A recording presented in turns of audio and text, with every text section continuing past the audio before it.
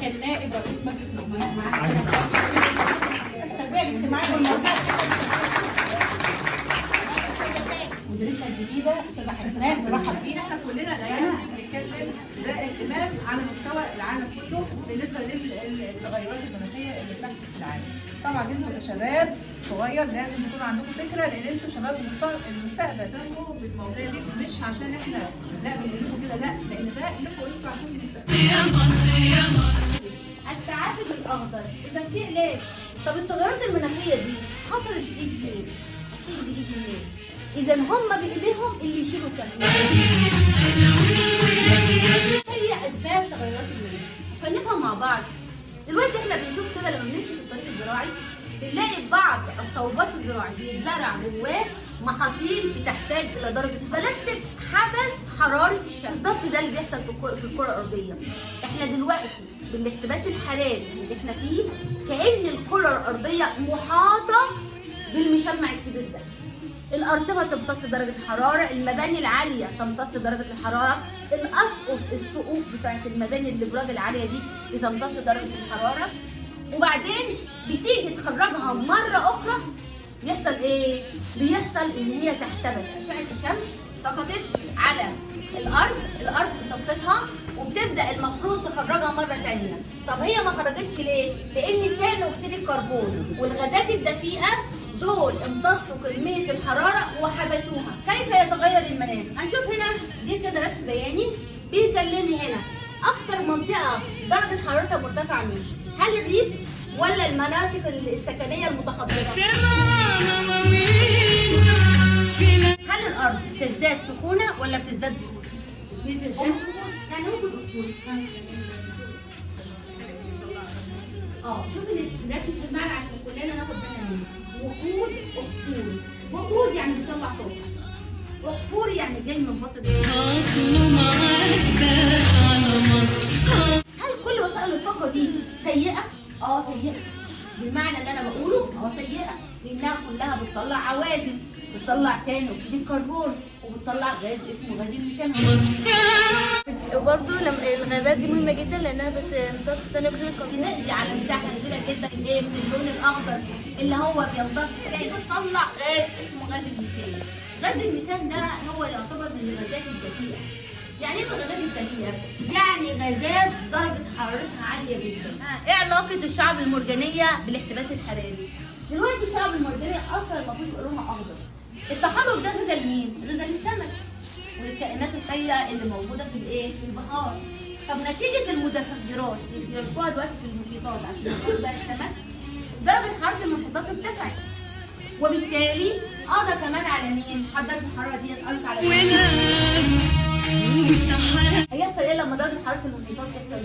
هيموت. يبقى دلوقتي انا عندي بيضات الشعب المرجانيه. الشعب المرجانيه اصلا مين بيعيش عليها؟ عارفين ان السلسله البيئيه كله بيكمل بعض. نتكلم عن القطع الجائر، هل ليه علاقه بالاحتباس الحراري؟ ليه علاقه. بيقلل الاشجار، يبقى ثاني اكسيد الكربون كتير. يعني الابقار بترعى عادي اهو كده. دي دوامه الابقار بتعيش على النبات والشمس بتغذي النبات، فبيضطر دي اللي هي كله موصل بعض. سلسله موصله. انا لو مثلا مفيش نبات البقر مش هيقدر يتغذى عليه، فكده الحياه مش هتبقى ماشيه. لا برضه يعني ايه قصدي انا؟ دلوقتي ايه علاقه الصوره دي بالاحتباس الحراري؟ الرعي الجائر. انما اللي بيؤدي للتغيير شغلنا احنا كافراد كشعوب، ازاي نحافظ على البيئه وازاي نحافظ على المناخ بتاعنا. يعني دلوقتي حصل تغير في المناخ، هل ده حاجه كويسه ولا حاجه سلبيه؟ حاجه سلبيه تجد ترتب عليه الانتاج بتاعنا هيتغير، التربه بتتغير، الجلد بتاع القطب الشمالي هيرتفع، الارض برافو في اماكن ممتاز. بص نلاقي بقى في تصور. بعض النباتات حصل لها ايه؟ حصل لها بعض المشاكل لان الجو غير طبيعي. الصحه العامه هتتاثر بسبب تكاثر البكتيريا بسبب الحراره مثلا. وكمان ايه وجود امراض جديده، كلنا بنسمع عن امراض جديده، في حاجات ما كانتش موجوده كورونا زمان دي اللي كانت لسه من سنتين، هل كنا احنا عارفينها قبل كده؟ لان هم اكتشفوا ان بسبب التطبيق اللي هو بتاع المساح بيقولوا اكتشفوا ان الجوار كان فيه جراثيم وكده، فعشان كده لما بسبب المساح ما اكتشفوا الجراثيم. وكمان بسبب ان هو ثاني اكسيد الكربون عاده والهواء والتغيرات المناخيه دي تغيرات كتير بتخلي الانسان اصلا يعني غير متزن. ايوه غير فبتخلي متزن. في انتشار جراثيم وانتشار البكتيريا وكده غير متزن. فيتعب اكتر واسرع. تمام ممتاز. لما الميه طبعا امطار بتمطر بيحصل طبعا اختلال في الحركه والدنيا كلها ايه بتبقى غير طبيعيه. هو ارتفاع درجه حراره الارض بسبب ارتفاع مستوى غاز ثاني اكسيد الكربون وغاز الميثان. ظاهره الاحتباس الحراري هو ارتفاع درجه الحراره للارض، هي ظاهره قديمه بدات مع زياده النشاط الانساني بعد الثوره الصناعيه. كل المعاني أموت لك. حصلت الثورة الصناعية كانوا هم بيستعملوا فيها الفحم، فبالتالي الانتاج اللي هو لما كانوا عملوا بالفحم ادى عمل ثاني اكسيد الكربون كتير، لان كانوا بيحرقوا الفحم عشان يطلعوا منه الطاقه في الثوره الصناعيه. تمام. في علاقه كبيره جدا ما بين الثوره الصناعيه والاحتباس الحراري بسبب استخدام البنزين، استخدام الغاز الطبيعي. يعني ايه بصمه كربونيه؟ البصمه الكربونيه ده لكل واحد فينا بصمه كربونيه عباره عن مجموعه من الانبعاثات الكربونيه. بمعنى يعني مثلا لو انا عندي 2 ساكنين جنب بعض، واحد بيركب دراجه والتاني بيركب سياره، ايهما بيطلع انبعاثات كربونيه اكتر؟ السياره. طب انا وانت وهي بقت في مخلفات صلبه كتيره، هل المخلفات دي انا ممكن استفيد بيها؟ ازاي؟ ده بقى اللي الحكومه بتعمله، ان احنا نعمل اعاده تدوير للحاجه ونستخدم منتجات اقل. هل في علاقه بين الميه والاحتباس الحراري؟ اكيد. ليه؟ الميه عشان نطلعها مش احنا بنستخدم طاقه عشان نعملها عمليه تنقيه، نستخدم طاقه علشان نرفعها.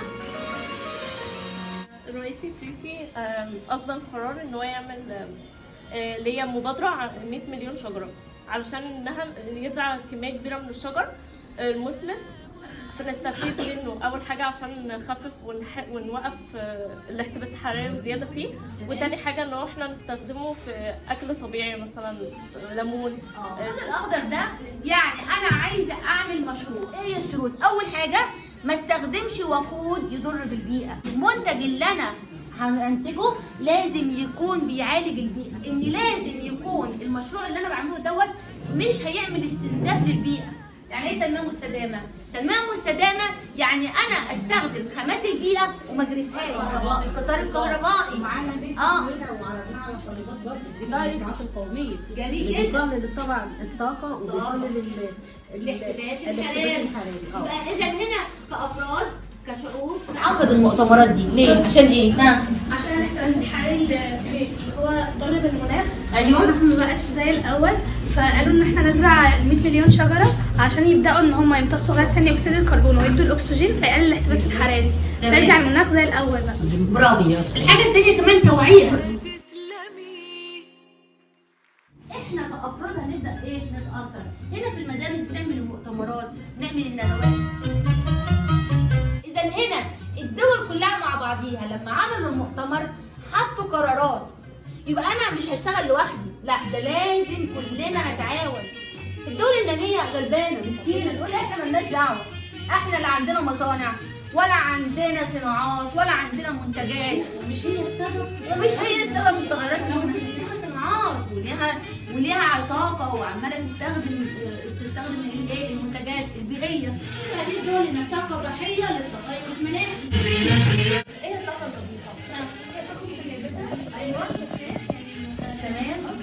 زي الطاقه يبقى زي ايه؟ الطاقه الشمسيه، المشاريع الاقتصاديه الخضراء بنعتمد على الايه شطار على الخلايا الشمسيه، على ايه كمان؟ على طاقه الرياح، على كمان طاقه المياه. كل دي طاقات ايه متجدده. هنتكلم عن المبادره اللي الرئيس اطلقها 100 مليون شجره. واحنا من هنا من الندوه دي بنعلن برضه مبادره في المدرسه ان احنا هنقوم بزراعه اشجار وبزراعه ونتعلم ازاي نزرع نباتات، علشان النباتات دي لها دور مهم جدا جدا.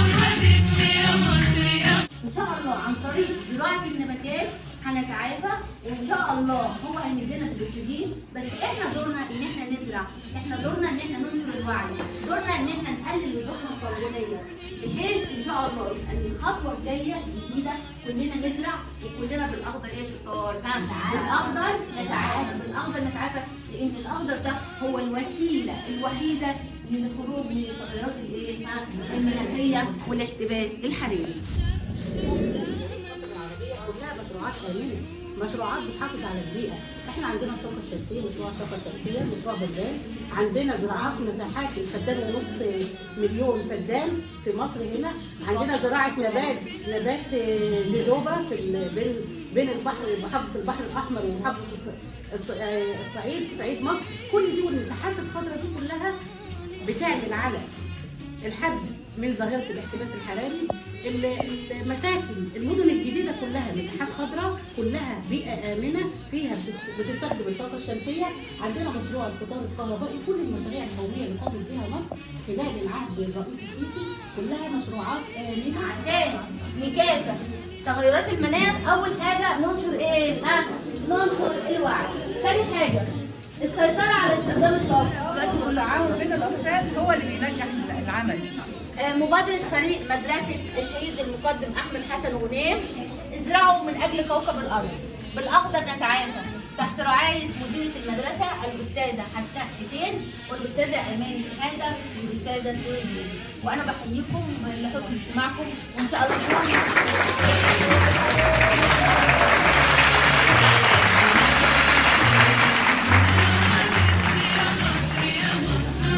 المبادرة بتاعتنا هي طبعا ومن المبادرة منبثقة من المبادرة الأم اللي هي التعافي بالأخضر والتحضر للأرض. وشكرا.